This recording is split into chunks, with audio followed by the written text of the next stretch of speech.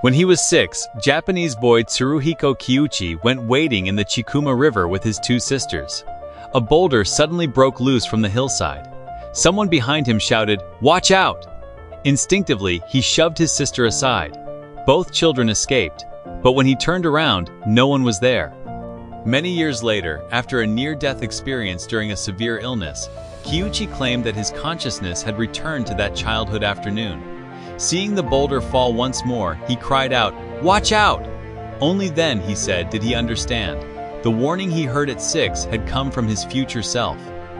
This is personal testimony, not scientific evidence that time travel occurred. Yet the question is hard to forget. Without the warning, would the child have survived? And if he had not survived, who could have sent it? In the spring of 1949, Albert Einstein turned 70. His friends prepared a book of essays in his honor. The logician Kurt Gödel offered no ordinary tribute. Instead, he used Einstein's own field equations to derive a universe in which time could bend back upon itself. A traveler could keep moving toward their own future and eventually arrive in their past.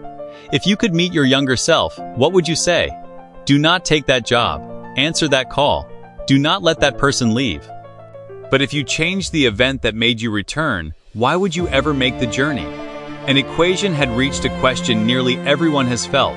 Is a life a road already laid down, or a tree that is still growing? Gödel found an exact solution describing a universe that rotates as a whole. In such a spacetime, some world lines can loop back to an earlier event. Physicists call them closed time-like curves. Imagine a line drawn on a sheet of paper. While the paper lies flat, the line cannot return to its beginning. Change the geometry, however, and a line that always moves forward may eventually bite its own tail. In Gödel's solution, what bends is not paper, but four-dimensional spacetime. So far, observations do not support the idea that our universe rotates in this way. Gödel's model is not a portrait of the cosmos we inhabit, but it exposed a fissure in general relativity. The equations do not automatically forbid closed paths through time. Mathematical permission is not physical existence, but the door was no longer completely shut. Decades later, a novel pushed physics toward that door. While writing Contact, Carl Sagan needed a plausible way for his characters to reach Vega, 26 light-years away. He asked Caltech physicist Kip Thorne for help. Thorne and Michael Morris began studying traversable wormholes seriously. If a stable wormhole existed, and one mouth traveled at high speed before returning, time dilation could leave its two mouths out of sync. A traveler passing through might emerge before the moment of departure in the surrounding spacetime. But every word in that sentence hides an enormous condition. Keeping a wormhole open appears to require exotic energy. Quantum theory permits local negative energy effects, yet nothing we have observed could hold open a large, stable tunnel. Hawking later proposed chronology protection. Quantum effects may destroy a time machine before it can form. The equations have not locked the door, but the threshold may be impossibly high. And even if we crossed it, the harder problem would remain. How could a traveler enter the past without contradicting the history that produced the journey? Suppose you return to the past and prevent your grandparents from meeting. Then you are never born. But if you are never born, who returned to stop them? That is the grandfather paradox. Physicists replace the family tragedy with a billiard ball. The ball enters a wormhole, returns a few seconds earlier, and collides with its younger self. If it knocks the younger ball completely away, the ball never enters the wormhole. Yet if it never enters, nothing can emerge to strike it. One self-consistent path is gentler. The returning ball nudges its younger self just enough that it still enters the wormhole, later returns and delivers the same nudge.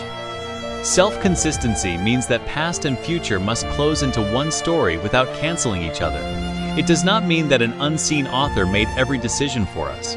The complete history includes every hesitation and act that occurred within it. A second approach comes from quantum theory.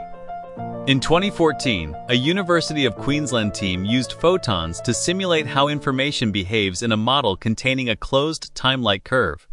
The experiment tested a mathematical information process. It did not send a particle back to yesterday. A third possibility is Hawking's chronology protection. Perhaps nature never permits a time machine to become stable. Interstellar turns these abstract problems into a child's bedroom. Young Murph believes a ghost lives behind her bookcase. Years later, Cooper discovers that he himself sent the coordinates through the shelves. The information circulates through a causal loop without an original source. This is called a bootstrap paradox. Yet Cooper receives no eraser for his life. He cannot undo his departure or return his daughter's childhood. He can only use his last chance to leave the information she needs inside an old watch. Perhaps that is why the story hurts. What we most want to revisit is often not a date on a calendar, but a door in memory. The call we did not answer, the goodbye we thought was temporary, the moment someone left while we still believed there would be another chance. We may only want to hold the self who does not yet know what is about to be lost and say, "You will hurt for a long time, but do not leave the rest of your life waiting outside this door." If history has only one line, it can feel suffocating. So we imagine fate as a tree that never stops growing. Perhaps another version of us moved to the city we never reached, spoke the love we left unspoken, or kept beside them the person we could not keep. The image is moving because it seems to preserve, for every regret, one possibility in which nothing was lost. But this refuge for regret is not the same as the many worlds interpretation of quantum mechanics. Many worlds is one way of interpreting quantum theory. It says that possible outcomes remain within the total wave function, while interaction with the environment causes different branches to decohere and stop interfering. The branching comes from quantum processes. The universe does not wait at a human crossroads for us to announce A or B. Human decisions belong to the physical world and would be correlated with those branches. But there is no evidence that a thought can deliberately select or create a universe. Even if another version of you exists elsewhere, they cannot send their happier ending back here. A confession spoken on another branch cannot undo your silence. An error avoided there cannot repair the relationship in front of you. Yet the tree remains an honest metaphor for life. We do not choose the soil in which we take root. Family, history, and temperament bend the early trunk. But from today onward, every act of approaching or leaving, learning or abandoning, persisting or yielding, changes the direction of the next branch. Fate may have written the opening. It may make some roads smoother and others steep. It has not walked the rest of the life for us. Another world can preserve a possibility for the imagination. Only the step beneath our feet can turn one possibility into the life we actually inhabit. What unsettles people about fortune-telling is rarely a vague promise that things will improve. It is the prediction precise enough to name a year, a marriage, a relative, or a turning point. The more definite it sounds, the less fate resembles fog. It begins to look like a printed decree, waiting for someone to open the book to the correct page. But before treating precision as proof, we should ask, was the prediction written down in full before the events? Were the misses preserved beside the hits? Could independent readers using the same rules reach the same result? A striking anecdote is not yet evidence. There is another danger. A prediction may begin shaping the future before the future arrives. In the story of Oedipus, a father hears that his son will kill him and marry his mother, so he abandons the infant. That attempt to escape the prophecy ensures that Oedipus grows up without recognizing his parents and walks into the oracle's prediction. A bank may be solvent, yet a rumor of collapse sends every depositor to withdraw money at once, causing the failure everyone feared. Robert Merton called this a self-fulfilling prophecy. The prophecy does not send back a report from the future. It enters the present, changes fear, expectation, and behavior, and becomes one cause of the result. This is as far as you will ever go. You are not made for this. A sentence spoken by a parent, teacher, or lover can live inside someone for years. When an opportunity appears, they do not reach for it. When a relationship begins to fracture, they withdraw first, certain they will be abandoned. In Liao Fan's 4 lessons, Yuan Huang believed that his examinations, salary, lifespan, and childlessness had all been fixed. After years of apparent confirmations, he stopped expecting life to contain another possibility. Later, he began recording his actions and changing his conduct. His life gradually diverged from the forecast. This is not a modern experiment, but it leaves a powerful distinction. A prediction can be a prison sentence, or it can be a risk map. To understand fate is not to wait beneath a leaning wall. It is to see the wall and choose another road. Mi Kuang's wisely story Feng Shui is built around a clever premise. The tycoon Tao Qiuquan believes that 50 years of fortune granted by his ancestral grave are about to expire. He asks Wisely to risk his life relocating it. Wisely does not believe in feng shui, yet he goes, because his own disbelief is beside the point. Tao controls enormous wealth, and Tao believes. If that confidence collapses, fear and reckless decisions may cause the very ruin he expects. The story never proves that a grave possesses mysterious power. What clearly acts is belief entering judgment. The physical environment can influence a life through another, more ordinary route. Feng Shui speaks of qi, harmful forces, and ancestral fortune. It also considers light, airflow, noise, circulation, and view. The first group has not produced repeatable scientific evidence. The second can affect sleep, stress, attention, and behavior. In 1984, environmental psychologist Roger Ulrich examined the records of gallbladder surgery patients and matched 23 pairs. Patients whose windows faced trees stayed an average of 7.96 days, compared with 8.70 days for those facing a brick wall. They also needed fewer strong painkillers and received fewer negative notes from nurses. The study was small, retrospective, and not randomized. It does not prove that science has validated feng shui. It suggests a simpler path. A window does not decide whether a patient recovers, but day after day it may change mood, sleep, and willingness to move. Those small changes enter treatment and behavior, then leave a trace in the outcome. Much of what we call changing fate arrives without thunder or an answer from the cosmos. It may mean moving the bed into the morning light, leaving a relationship that steadily drains you, or entering a place where you are willing to read 10 pages each day. Change the conditions a little at a time, and some futures become easier to reach. The secret goes much further than saying that attitude affects action. It claims that thought can bypass action and directly attract external events. Once a claim goes that far, it must answer a practical question. When different people follow the same method, can the result be reproduced reliably? The book does not provide that evidence. If the desired result appears, the law is said to have worked. If it does not, the believer is told that their faith was weak or their frequency was wrong. A claim that cannot be falsified has not thereby been proved false, but neither has it been established. What we can test is how the idea changes behavior. Gabrielle Oettingen distinguished realistic positive expectations from fantasies that let a person taste success as though it had already arrived. Her work found that grounded expectations often predicted better outcomes, while idealized fantasies alone could reduce mobilization and effort. Mental contrasting adds the obstacle back into the picture. Imagine the desired future, identify what inside you stands in the way, and write an if-then plan. Reality is not driven out by positive thinking. It becomes a foothold for action. The stronger claim asks whether intention can move matter without the body acting.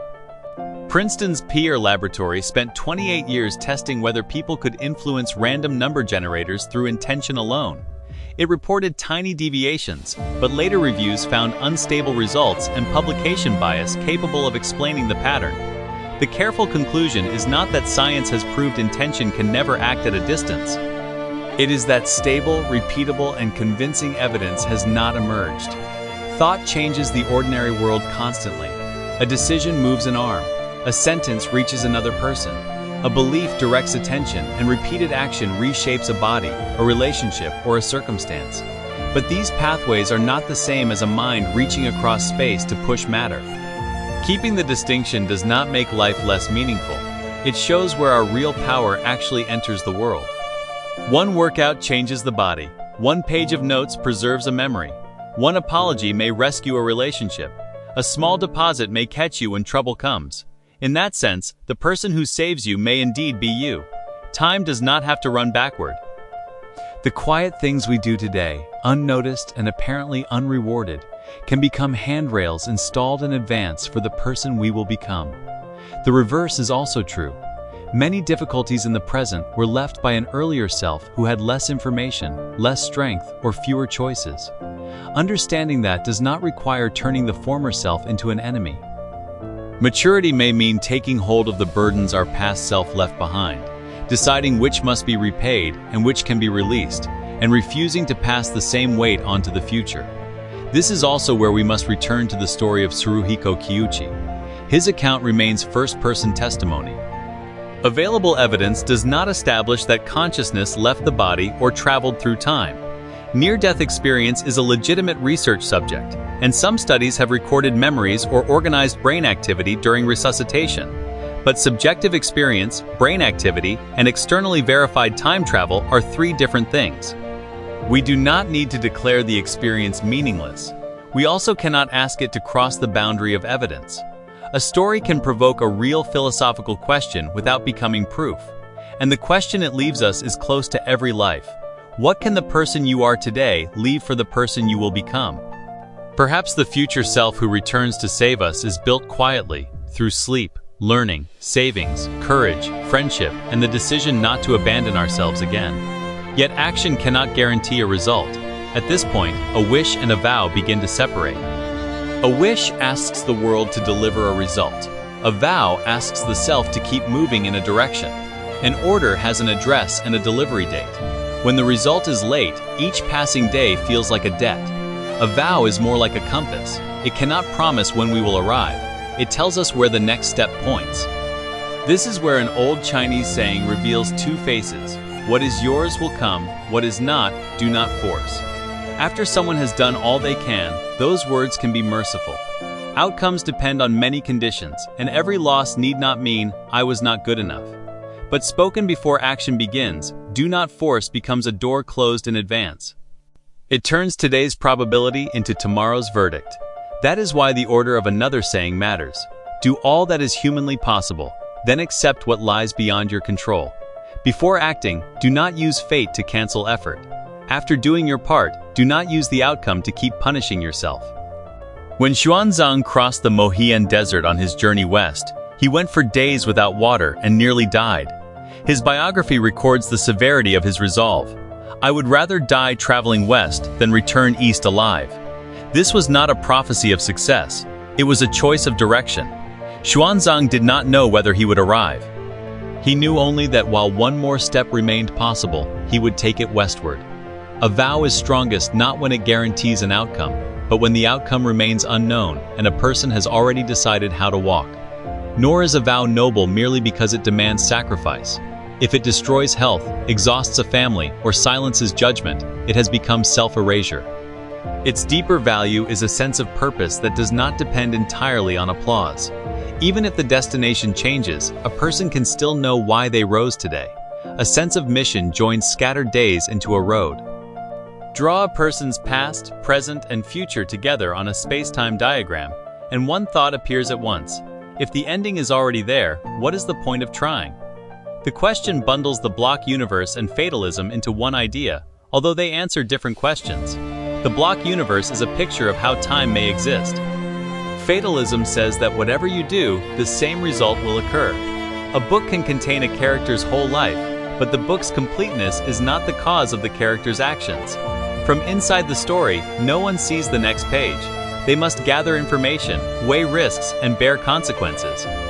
The complete history is the history it is partly because it includes those judgments and actions.